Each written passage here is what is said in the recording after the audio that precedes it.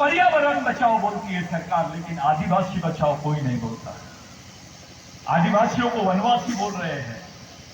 अबे वो तो देश का मालिक है। इनकी प्लानिंग को समझो। जिस दिन आदिवासी वनवासी हो जाएगा उस दिन यहाँ का ओबीसी, यहाँ का दलित, यहाँ का माइनॉरिटी का आदमी स्वर्गवासी हो जाएगा। क्योंकि आपके पास बताने के लिए कुछ नहीं रहेगा, कोई इतिहास नहीं रहेगा। आज आप बोल सकते हो कि मैं इस देश का मूल मालिक हूं क्योंकि मैं आदिवासियों का वंशज हूं, ये मेरे भाई है। लेकिन जिस दिन आदिवासी मिट जाएंगे, यहाँ का मुसलमान क्या बोलेगा, यहाँ का क्रिश्चियन क्या बोलेगा, यहाँ का ओबीसी क्या बोलेगा, यहाँ का दलित क्या बोलेगा। पहले आदिवासियों को मूल्यवासी बोलते थे, उसके बाद में आदिवासी बोलने लग गए, अब वनवासी बोल रहे हैं, 5 साल बाद स्वर्गवासी बोलेंगे। और आदिवासी नेता जो है ये समाज को बेचने का बहुत अच्छा काम करते हैं। पार्टी आदिवासी की रहती है और टिकट आरएसएस वाले बांटते हैं। यही हाल बीजेपी की दलितों के भी हो गए। कोई बुरा मानने वाली बात नहीं है, ये खुला है। कांग्रेस में, बीजेपी में अपने लोग मजदूर जैसे काम करते हैं, किसी नेता को कोई इज्जत नहीं है। आपके समाज की ताकत क्या है? ये क्यों हुआ है? आपको संविधान में आरक्षण मिला धर्म के भरोसे नहीं, समाज की वजह से। आपको संविधान में पहचान मिली, जमीन मिली, ये धर्म के भरोसे नहीं मिला, आपको समाज के भरोसे मिला है। आपने धर्म की तरफ चले गए और समाज नाम की व्यवस्था को खत्म कर दिया। ओबीसी को लग रहा है कि मैं अदर बैकवर्ड क्लास हूं, मेरे को तो आरक्षण मिलेगा। बिल्कुल झूठ। अगर उन्होंने अलग जाति का जनगणना कर दिया और साथ में इन्होंने इकोनॉमिक तरीके से आरक्षण की बात कर दी है, आर्थिक आधार पर आरक्षण की बात करेंगे, तो ओबीसी को कैसे आरक्षण मिलेगा? कैसे मिलेगा? तुम तो लाइन से बाहर हो जाएंगे। इस समाज को कौन सी विचारधारा के माध्यम से आगे बढ़ना है, यह समझाने की जरूरत है। हमारा आदमी तो लड़ाई के मैदान में अगरबत्ती लगा रहा है। लड़ाई चल रही है और अगरबत्ती लगाएगा तो बचेगा क्या? वो तो मरेगा ही। आपने अपने बच्चे को नहीं बताया कि रानी अवंतीबाई कौन है? ये हमारी मालिक है, इसने हमको रोटी दिए, जमीन दिए, पहचान दिए, जीवन दिया है, ये हमारी भगवान है। इतनी हिम्मत हुई क्या बोलने की? मैं आपसे पूछता हूं, एक फैसला कर लीजिए, कौन से भगवान ने तुमको जमीन दिया? घर जाके सोचना। कौन से भगवान की वजह से तुम्हारी पहचान है? ये भी घर जाके सोचना। किस वजह से तुम इस देश में जिंदा हो? ये भी घर जाके सोचना। और तुम्हारे अगर ये हाल हो रहे हैं तो आने वाले समय में तुम्हारे बाल बच्चों के क्या हाल होंगे, ये भी घर ही जाके सोचना, फिर निर्णय लेना। कोई नेता, कोई पार्टी ने तुमको जमीन नहीं दिया। डॉक्टर बाबा साहब आंबेडकर पे बोलना चाहता हूं 2 मिनट। डॉक्टर बाबा साहब आंबेडकर को तो यही दलित, ओबीसी और आदिवासियों ने भंडारा से इलेक्शन हरवा दिया था। महाराष्ट्र के भंडारा से डॉक्टर बाबा साहब आंबेडकर इलेक्शन हार गए थे। मेरे भाई वहां पे बैठे हैं, बड़ा अच्छा गाना गाए, मैं बहुत खुश हुआ। वही डॉक्टर बाबा साहब आंबेडकर पहली बार पश्चिम बंगाल से जीत के आते हैं। जिन्होंने उनको जिताया वो आदिवासी थे, जिन्होंने जिताया वो बिरसा मुंडा को मानने वाले थे, और जिस आदमी ने आखिरी वोट बाबा साहब को दिया उसका नाम भी बिरसा था। अगर बिरसा मुंडा का आंदोलन नहीं होता तो बाबा साहब को चुन के नहीं आते, और बाबा साहब चुन के नहीं आते तो संविधान सभा के अध्यक्ष नहीं बनते, संविधान सभा के अध्यक्ष नहीं बनते तो बाबा साहब को संविधान बनाने का मौका नहीं मिलता, और संविधान नहीं बनता तो आपके हिस्से में आरक्षण नहीं आता। ये हमारे बुजुर्गों का आंदोलन है। बाबा साहब ने गोदावरी के आंदोलन में बोला था कि मैं बिरसा मुंडा को अपने आंदोलन का प्रेरणा मानता हूं। पंजाब राव देशमुख ने बोला था कि आदिवासियों के लिस्ट में ओबीसी को भी रखो क्योंकि इनकी जो रहन सहन है ये भी आदिवासियों जैसा है। ये कृषि संस्कृति के लोग हैं, ये धार्मिक लोग नहीं है। आपको धर्म का नशा लगा दिए, एक ही इंजेक्शन दिए तुम्हारे, पूरे 70 साल तक के नशा ही उतरा नहीं। एक इंजेक्शन 70 साल काम कर रहा है, अभी दूसरा लगेगा 140 साल काम करेगा। आप लोग कौन सी दुनिया में जा रहे हैं, हम किस तरफ जा रहे हैं? 2 रुपए किलो टमाटर था। आप लोग बुद्धिजीवी है सब लोग, मैं जो मजदूर है, किसान है, मैं उनसे ज्यादा सवाल नहीं करना चाहता, लेकिन आपसे पूछ रहा हूं, कभी देखे क्या 2 रुपए किलो टमाटर देश में 200 रुपए किलो कैसे हो गया? कैसे हो गया? क्यों हुआ? 2 रुपए किलो टमाटर 200 रुपए किलो कैसे हुआ? ये घर जाके सोचना, इसके पीछे बदमाशी किनकी थी ये भी सोचना। आप लोग आरएसएस को गाली देते हैं, आरएसएस के लोगों ने ऐसा किया, आरएसएस वो तो अपने काम में लगे हुए हैं। आपने क्या उखाड़ लिया ये बताओ? आपने कौन से झंडे गाड़ लिए ये बताओ? कितने ओबीसीओं ने बैठे और कॉन्स्टिट्यूशन का रिफॉर्म होना चाहिए भाई, कॉन्स्टिट्यूशन को कोई हाथ नहीं लगना चाहिए। कॉन्स्टिट्यूशन को लेकर भारतीय संविधान में जो ये लोग बड़े बड़े अमेंडमेंट्स कर रहे हैं, इसके खिलाफ सुप्रीम कोर्ट में क्यों नहीं गए? एक भी पिटीशन नहीं है। सिटीजनशिप एक्ट बना, कोई पिटीशन नहीं। अभी एक्ट आया forest protection, forest conservation act 2023, जिसमें आदिवासियों की जो जमीन थी, वनाधिकार की जमीन, उसको पूरा हमेशा के लिए गवर्नमेंट ने लीज पे दे दी। और आदिवासी क्षेत्रों में जहां दलित भी रहता है, ओबीसी भी रहता है, मुस्लिम भी रहता है, अब आदिवासी जो वन से जुड़े हुए क्षेत्र है, वहां पर मिलिट्री लगाने के ऑर्डर पास कर दी गवर्नमेंट ने। 370 हटा है कश्मीर से, क्या हाल किए? वहां आर्मी लगा दिए, सेना का शासन हो गया। अरे पुलिस स्टेशन रहता तो आप एफआईआर लिखाते, उसके ऊपर कोर्ट में जाते, जिसको कानून का राज बोलते हैं आप। मिलिट्री लगेगी तो किसके पास आप एफआईआर करोगे? आपको मिलिट्री के हवाले कर दिया है देश ने, यानी आदिवासियों के पास में अब एक ही चारा है, मिलिट्री से लड़ना पड़ेगा। सिविल वॉर की तरफ लेके गए आदिवासियों। जितने आदिवासी क्षेत्र हैं वहां मिलिट्री के कैंप लगाए जाएंगे। क्यों भाई? क्या दुश्मनी आदिवासियों? क्योंकि ये जानते हैं पाकिस्तान पे हमला करने से हमको जमीन नहीं मिलेगी, श्रीलंका पे हमला करने से हमको जमीन नहीं मिलेगी। जमीन तो आदिवासियों के पास में है, इन्हीं से छीना जाए और इन्हीं को मारा जाए। और हमारे जो नेता है, मैं बाकी ओबीसी भाई, दलित भाइयों को क्या बोलूं, हमारे नेता तो कविता भी करते हैं पार्लियामेंट में। जिनको बाबा साहब ने आरक्षण देख के भेजा है, वो कविता करते हैं पार्लियामेंट में, लोग जोकर समझ के तालियां बजाते हैं। उनको नहीं दिखाई दे रहा है कि हमारे भाइयों के साथ क्या हो रहा है। किसी आदिवासी नेता ने इसका विरोध नहीं किया। पार्टी बड़ी की समाज, नेता बड़ा की समाज, लेकिन समाज को बचाने के लिए किसी नेता ने सामने नहीं आया। आज तो आप लोग चुपचाप है, कल तुम्हारे बच्चों के सामने मिलिट्री खड़े रहेगी। आसमा करके कानून है, armed forces special protection act, जिसके तहत किसी भी सैनिक से अगर कोई बंदूक की गोली निकल गई और आप मर गए तो उसके ऊपर कोई एफआईआर नहीं होगा।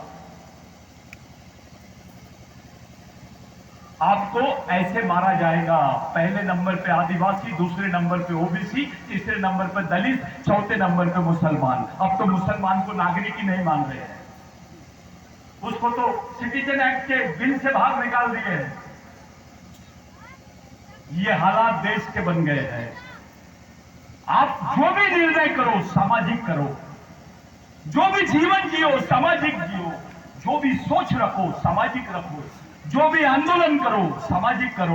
और इन सब चीजों को चलाने के लिए आपके पास सामाजिक मिशन होना चाहिए। फिर पहली के 50 संगठन बना के क्या उखाड़ लोगे तुम? मैं राष्ट्रीय अध्यक्ष हूं, मैं प्रदेश अध्यक्ष हूं, मेरे पास आओ, मैं अंतरराष्ट्रीय अध्यक्ष बनाता हूं। किसको बनना है? अबे तू अंतरराष्ट्रीय अध्यक्ष बन जा, क्या उखाड़ लेगा तू?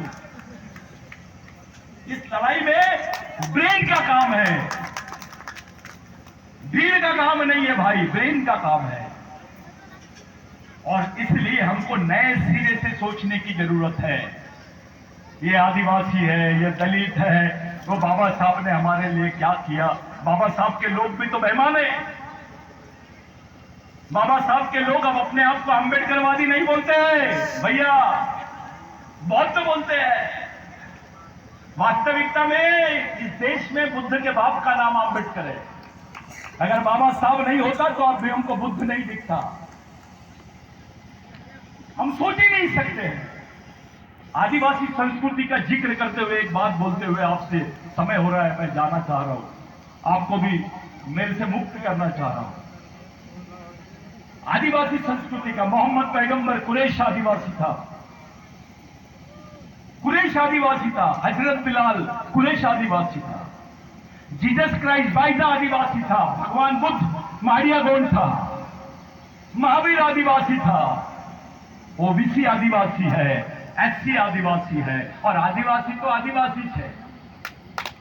बदला क्या कुछ है, सिर्फ हमारी समझ बदल गई है। जिसको हमने भाई बोलना था उसको दुश्मन बोल दिए, और जिसको दुश्मन बोलना था उसको भाई बोल दिए, और उसको भगवान से भी बड़ा समझे, उसके भी पैर पड़ते हैं। हमारा ओबीसी ऑफिसर कलेक्टर बन जाता है तो पंडित जी के पैर पड़ता है।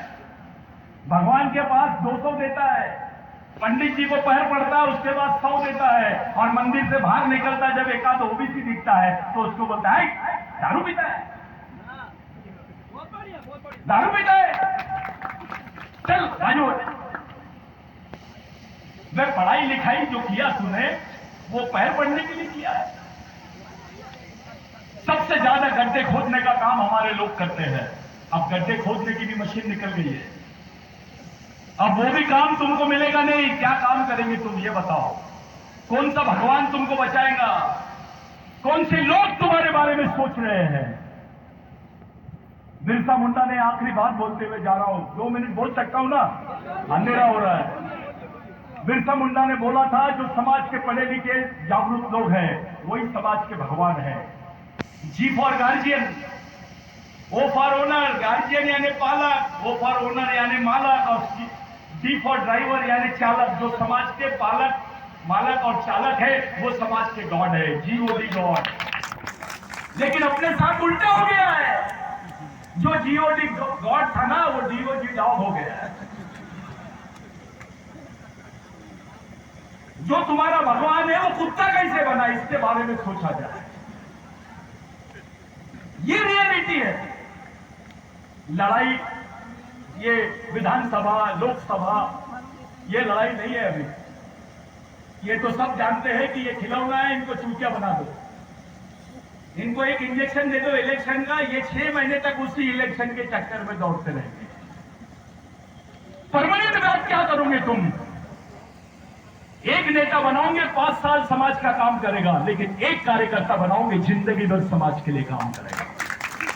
ये परमानेंट रोष के लिए काम करो, ये परमानेंट परिस्थितियों को निर्माण करो, तभी हमारा समाज बच सकता है। टेम्पररी बात मत करो। जिन भाइयों ने मेरे को बुलाया, आपने मेरे को सिर्फ मंच के लिए बुलाया। मेरे को मैन भाई का ऑर्डर हुआ क्योंकि वो मेरा भाई है, मैं उसको अपना छोटा भाई मानता हूं, और मैं ऐसा मानता हूं ये ओबीसी महासंघ उसका नहीं मेरा है। ये जिम्मेदारी बिरसा ब्रिगेड की है। ये जो टोपी दिख रही है आपको, ये पहनने वाली टोपी नहीं है, ये लड़ने वाली टोपी है और मरने वाली टोपी है।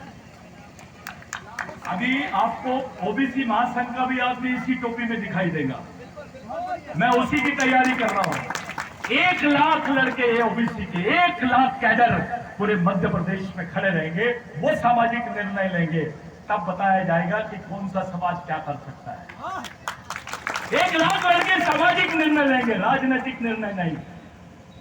हम लोगों को सामाजिक निर्णय ही नहीं लिए हमने, और हमारी सौदा हो गया राजनीतिक। हमको बेचा जाता है, हमारी कौम को बेचने की कोशिश कर रहे हैं। आदिवासियों को तो छोड़ दो, हर बार आदिवासी छुटपुंडे एक आज नेता आता है, आपलोता पार्टी मंदा, आपलोता सब मंदा है ना, अपन लकी तेरी कीता फायदे।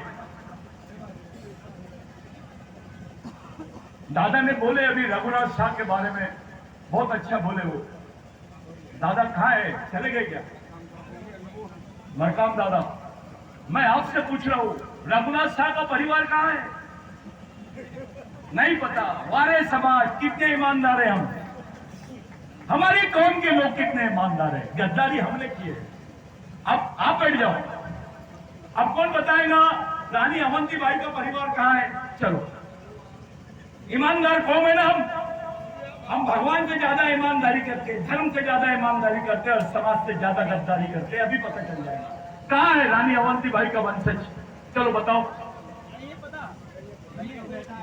तो क्या किए हमने? कैसा समाज है यार ये? अरे महात्मा फुले, उसके कोई अपने औलाद नहीं थी। जब महात्मा फुले मर गया तो उसको म्युनिसिपैलिटी की गाड़ी आई थी उसकी बॉडी को लेने के लिए। डॉक्टर बाबा साहब अम्बेडकर के बच्चे मर जाते थे तो 3 महीने बाद पता चलता था उनको। ये बात अलग है कि आदिवासी मणिपुर में मरता है और हमारे प्रधानमंत्री को 3 महीने बाद पता चलता है। 3 मिनट में पता चल जाता है कि पाकिस्तान में क्या हो रहा है। लेकिन मामला आदिवासियों का है, मामला जमीन का है, मामला उनकी मौत का है, इसलिए 3 महीने तक के खबर को दबाया जाता है। आपके साथ ऐसी हो सकता है मध्य प्रदेश में, क्या करोगे, इसकी तैयारी क्या है, इस पर अपन दोबारा बात करेंगे। और केवल आदिवासी मरेगा नहीं, ओबीसी तो बेमौत मरेगा। आदिवासियों को मरने की आदत हो गई है, भूखा रहने की आदत होगी, लेकिन अभी भी ओबीसी का गया नहीं कि मैं कुछ तो भी हूं, मैं भी ब्राह्मण हूं। नकली ब्राह्मण बनता है।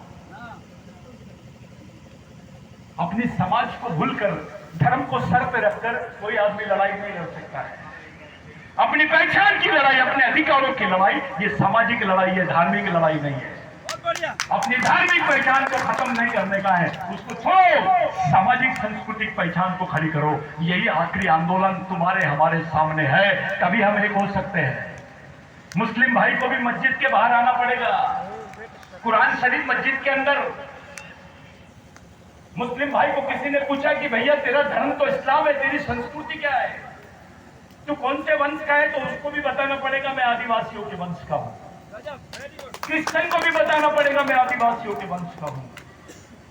इनकी चिट्ठी मेरे लिए आ गई है, तो आप तमाम लोगों के लिए एक प्रश्न है, क्या किया जाए, कैसे किया जाए?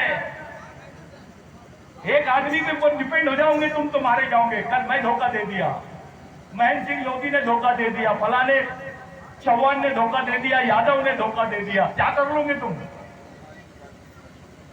ऐसी व्यवस्था खड़ी करो, एक मरे तो 10 पैदा हो जाना चाहिए। इस व्यवस्था को खड़े करेंगे तभी हम जिंदा रह सकेंगे इस देश में। बिरसा मुंडा ने बोला था, जिस कौम को जिंदा रखने के लिए उस कौम के लोग मरने के लिए तैयार रहते हैं, वो कौम कभी मरती नहीं है। और जाते जाते मैं आपके दिमाग में एक बात डाल देना चाहता हूं, ये हमारी आखिरी पीढ़ी द्वारा आखिरी पीढ़ी को बचाने के लिए लड़ी जाने वाली आखिरी लड़ाई है, जिसको किसी भी हाल में जिंदा जीतना पड़ेगा तुमको। अगर ये नहीं जीतोगे तो तुम्हारी औलाद तुम पर थूकेगी, तुमको बोलेंगे कि मेरा बाप नहीं है ये, क्योंकि इसने मेरे हक अधिकार और मेरी पहचान की लड़ाई में अपने आप को पीछे रखा, इसने गद्दारी किया। अरे खाना तो बच्चा भी, जानवर भी देता है। अपने बच्चों को देना है तो विचार दो, सोच दो, एक अच्छा जीवन दो उसको। एक अच्छे जीवन, एक सुरक्षित सामाजिक जीवन कैसे दे सकते हो अपने बाल बच्चों को, आने वाले पीढ़ी को, उसके बारे में सोचा जाए। बिल्कुल सही बात है, सही। मेरे लिए आप तमाम लोगों के लिए बहुत समय कम है। अब उन लोगों ने थोड़ा समय स्वागत में ज्यादा गवा दिए। मैं हार बनने लायक हूं क्या? आज के बाद किसी भी व्यक्ति को, कोई नेता को इस मंच से, ओबीसी महासंघ से कोई हार वार नहीं पिलाएगा। हार पिलाने का सिर्फ इन्हीं को पिछाड़ पहनाने का। आधा समय तो अपना स्वागत में मिट जाता है। काय का स्वागत? अपने मंच पे आया, मैं आया, कोई उपकार किया क्या? मेरा कौम है यहाँ, मेरा फर्ज है वो। जिस जगह तुम अपना फर्ज और अपना कर्तव्य मान के आते हो, वहां सम्मान की अपेक्षा मत करना। मैं बहुत बड़ा ऑफिसर हूं, मैं बहुत बड़ा मंत्री हूं, समाज के सामने मजदूर भी उतना ही महत्व रखता है जितना मंत्री रखता है। ये होता है समाज, और उसी मिशन को हमको चलाना है। बिगैर सामाजिक मिशन के SC ST OBC माइनॉरिटी एक नहीं हो सकते हैं। इनको आप 85-15 का पॉलिटिकल फार्मूला मत बताओ, इनको सांस्कृतिक सामाजिक फार्मूला बताओ जो हड़प्पा के दरवाजे से बाहर निकलता है, जो शिव से जाता है, जो बुद्ध से जाता है, जो महावीर से जाता है, जो अवंती भाई से जाता है, जो बिरसा मुंडा से जाता है, टंटा बिल से जाता है, बाबूराव शर्मा के से जाता है, शंकर शाह रघुनाथ शाह के विचारों से जाता है। उस सोच को लेकर हमको चलना है।